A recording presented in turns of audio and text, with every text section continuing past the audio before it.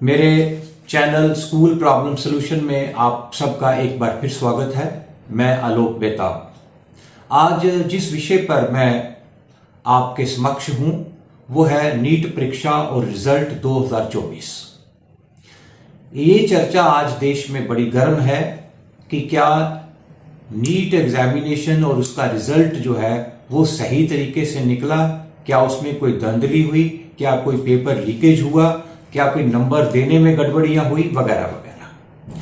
तो सबसे पहले मैं आपको बता दूं कि एनटीए जो नेशनल टेस्टिंग एजेंसी है वो इस तरह के एग्जाम्स जो है हमारे देश में कंडक्ट करवाती है, जो जैसे कि जेईई का एग्जाम करवाते हैं, ये यूजीसी नेट का एग्जाम करवाते हैं, दिल्ली यूनिवर्सिटी का भी करवाते हैं और बड़े प्रेस्टिजियस एग्जाम्स जो है जो एनटीए जो नेशनल जो टेस्टिंग एजेंसी है जो हमारे देश की autonomous body under the ministry of education जो है, ठीक है। अब आज के दिन में इस एजेंसी की जो क्रेडिबिलिटी है, जो इनकी इमेज है, वो थोड़ी स्टेक पे आ गई है। मैं ये बताता चलूं कि इस बार नीट एग्जाम में 23 लाख से ज्यादा लोग जो है, ज्यादा कैंडिडेट्स जो है वो अपीयर हुए थे। जिस दिन रिजल्ट निकला उस दिन 67 बच्चे 720 marks out of 720 marks, that is 100% marks, toppers की संख्या कितनी आ गई? 67। जो पिछले सालों के मुकाबले में यदि देखा जाए तो वो टॉपर्स की संख्या 4, 3, 5 ऐसे हुआ करती थी। जब लोगों ने पूछा, रिप्रेजेंटेशंस दी, क्वेरी करी, कोर्ट में गए, तो एनटीए ने कहा कि हमने इस बार कुछ बच्चों को ग्रेस मार्क्स भी दिए हैं। यह बताना यह बड़ा अनिवार्य है कि नीट एग्जामिनेशन में रूल्स रेगुलेशन में ग्रेस मार्क्स देने का कोई प्रोविजन, कोई प्रावधान है ही नहीं। जब प्रावधान है ही नहीं तो फिर ग्रेस मार्क्स कैसे? अब ऐसा है कि एनटीए ने कहा कि हमने दो तरह के ग्रेस मार्क्स इस बार बच्चों को दिए। एक जो टाइम शॉर्टेज हो गया था कुछ सेंटर्स में, क्योंकि वहां पे पेपर सेट कोई आना देना था, दे कोई दिया, तो उसको अदला बदली करने में जो टाइम वेस्टेज हुआ उसको कंपनसेट करने के लिए हमने ये एक्स्ट्रा जो है ग्रेस मार्क्स जो है वो दिए हैं।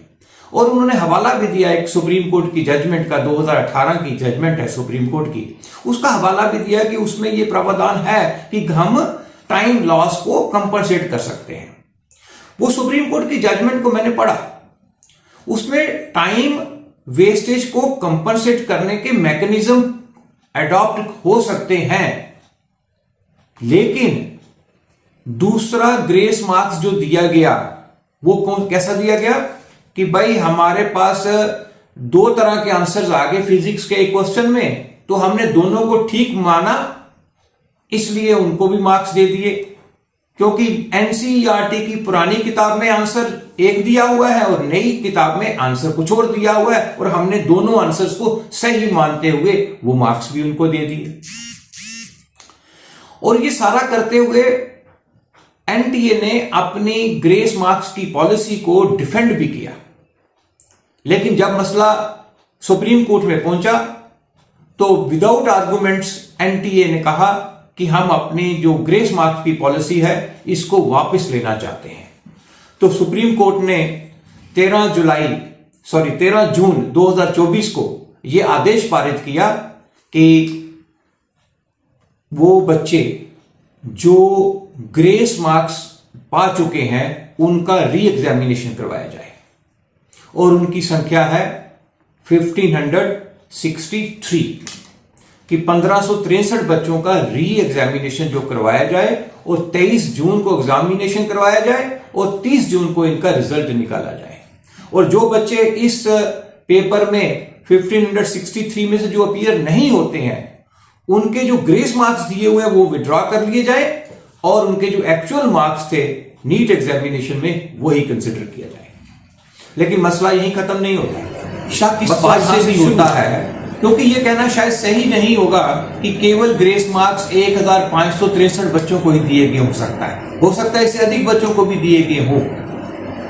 यदि हम तुलना करें कि 2024 में और 2023 में जो बच्चों ने मार्क्स दिए थे 620 और 720 के बीच मार्क्स लेने वाले बच्चों की संख्या 2023 में जहां 14,000 के करीब थी वो 2024 में बढ़कर 58,000 के करीब हो गई। तो इतना बड़ा इन्फ्लेशन जो है, इतना बड़ा फ्लक्चुएशन जो है, इतना बड़ा राइज जो है, ये इस पे थोड़ा सा संदेह होता है। बच्चे प्रोटेस्ट पे इसीलिए हैं क्योंकि उनका चार्ज है कि पेपर में लीकेज हुआ। उनका ये कहना है कि एक पटना बिहार में एफआईआर भी लगी और जहां पे उस कंटेंट्स के हिसाब से, उस एफआईआर के कंटेंट्स के हिसाब से एक बच्चे ने एडमिट किया कि मुझे एक शाम पहले ही पेपर मिला था, मैं उसके हिसाब से तैयारी करके गया था। बच्चे री एग्जामिनेशन चाह रहे हैं, टेक्निकल ऑडिट चाह रहे हैं।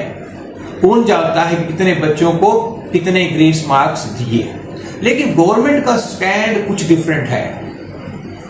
Minister of education Dharmendra Pradhan जी ने गवर्नमेंट के बिहाफ पे कहा है कि पेपर लीकेज का कोई एविडेंस या कोई प्रूफ उनके सामने नहीं आया है।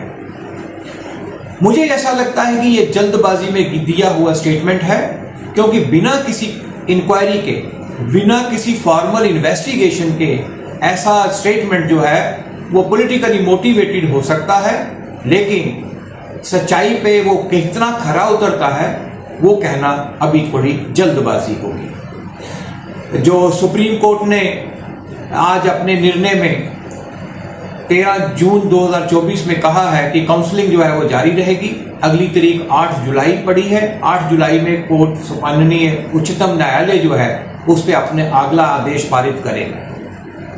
अब सबसे बढ़िया और जो इंटरेस्टिंग चीज देखने वाली ये होगी, जो मुझे समझ आती है, कि जिन 1563 बच्चों को री एग्जामिनेशन के लिए आदेश दिए गए हैं और ये कहा गया है कि यदि आप अपीयर नहीं होंगे तो आपके ग्रेस मार्क्स कट जाएंगे और आपके जो ओरिजिनल मार्क्स हैं वही आपको मिलेंगे।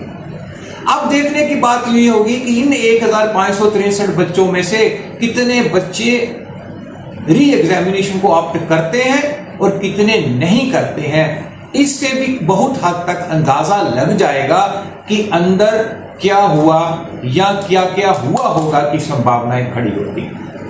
आज देश के अंदर 55,000 मेडिकल सीट्स होती हैं गवर्नमेंट कॉलेजेस में, और यदि 58,000 बच्चा 620 और 720 के रैंक में आया है, उनको ग्रेस मार्क्स मिले हैं या नहीं मिले हैं, ये एक इन्वेस्टिगेशन का मसला है। इसलिए बच्चे जो हैं वो चिंतित हैं और हमें बच्चों को थोड़ी संभावना देनी चाहिए, उनका हौसला अफजाई करनी चाहिए, ताकि वो कोई मानसिक या शारीरिक रूप से अपने आप को उत्पीड़ित ना वो महसूस करे। देश की अपोजिशन पार्टीज ने सीबीआई इंक्वायरी की इसमें मांग तक रख दी है, लेकिन यदि इसकी इंक्वायरी एनटीए के चेयरमैन या एनटीए के मेंबरान ही करेंगे तो वो प्रिंसिपल ऑफ नेचुरल जस्टिस का वायलेशन होगा, क्योंकि जिसके विरुद्ध इंक्वायरी है यदि वही लोग इंक्वायरी करेंगे तो जो उसका नतीजा होगा, जो रिजल्ट जो होगा वो सही नहीं माना जाएगा, क्योंकि ये परसेप्शन का सवाल बन जाएगा। क्योंकि परसेप्शन आज के युग में ज्यादा जरूरी है। कहते हैं कि जस्टिस हुआ है ये तो ठीक है, लेकिन जस्टिस हुआ है ये दिखना भी जरूरी है। इसलिए परसेप्शन को ध्यान में रखते हुए गवर्नमेंट को और संबंधित अधिकारियों को और एजेंसीज को इसमें संज्ञान लेते हुए एक ऐसा निर्णय पे पहुंचना चाहिए जो बच्चों के और हमारे समाज के हित में हो। धन्यवाद।